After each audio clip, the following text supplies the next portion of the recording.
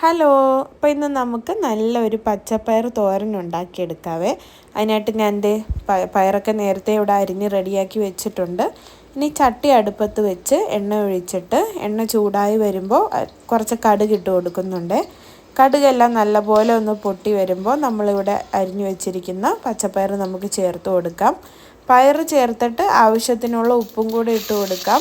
ഞാനിവിടെ ഇപ്പോൾ 2 ടീസ്പൂൺ ഉപ്പാണ് ചേർത്തിരിക്കുന്നത്. പിന്നെ പയറൊന്ന് വെന്ത് വരാനായിട്ട് അല്പം വെള്ളവും കൂടി, ഒരു 1/4 ഗ്ലാസ് വെള്ളം ഒഴിച്ചിട്ടുണ്ട്.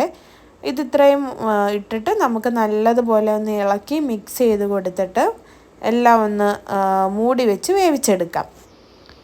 വീഡിയോസ് കണ്ടുകൊണ്ടിരിക്കുമ്പോൾ തന്നെ ഒന്ന് സബ്സ്ക്രൈബ് ചെയ്തേക്കണേ. വീഡിയോസ് എല്ലാം ഇഷ്ടപ്പെടുവാണെങ്കിൽ ലൈക്ക് ചെയ്ത് നിങ്ങളുടെ ഫ്രണ്ട്സിനും ഫാമിലിക്കും ഒക്കെ ഒന്ന് ഷെയർ ചെയ്ത് കൊടുക്കണം. അപ്പോൾ അതാ നമ്മൾ പയറിങ്ങനെ ഇതുപോലെ കൂട്ടി വെച്ചിട്ടുണ്ട്. ഇനി ഒന്ന് മൂടി വെച്ച് വേവിച്ചെടുക്കാം.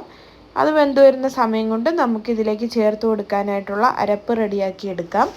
മിക്സിയുടെ ജാറിലോട്ട് തേങ്ങ ഇട്ടിട്ട് ഒരു 1/2 ടീസ്പൂൺ മഞ്ഞൾപ്പൊടിയും പിന്നെ എരിവിന് ആവശ്യമായിട്ടുള്ള മുളകും, ഞാനിവിടെ ഉണ്ടമുളകായതുകൊണ്ട് 3 എണ്ണമേ ചേർത്ത് കൊടുക്കുന്നുള്ളൂ.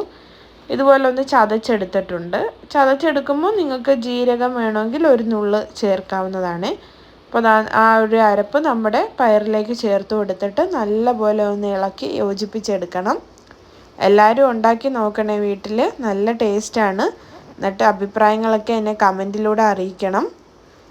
തേങ്ങ ഇട്ട് ഒന്നും കൂടെ ഒന്ന് ഇളക്കി കൊടുത്തതിന് ശേഷം നമുക്ക് പിന്നെയും മൂടി വെച്ച് തന്നെ വേവിച്ചെടുക്കാം.